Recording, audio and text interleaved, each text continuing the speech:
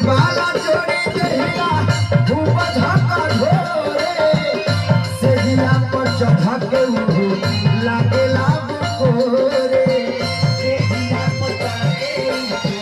लागे लाभ कोरे से जिला पर चढ़ा के उहु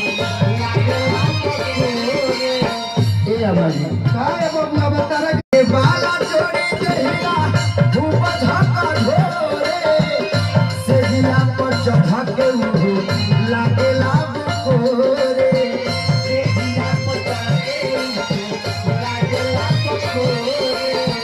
से जिला पर चढ़ा के उहु लागे लाभ कोरे ए अबाजी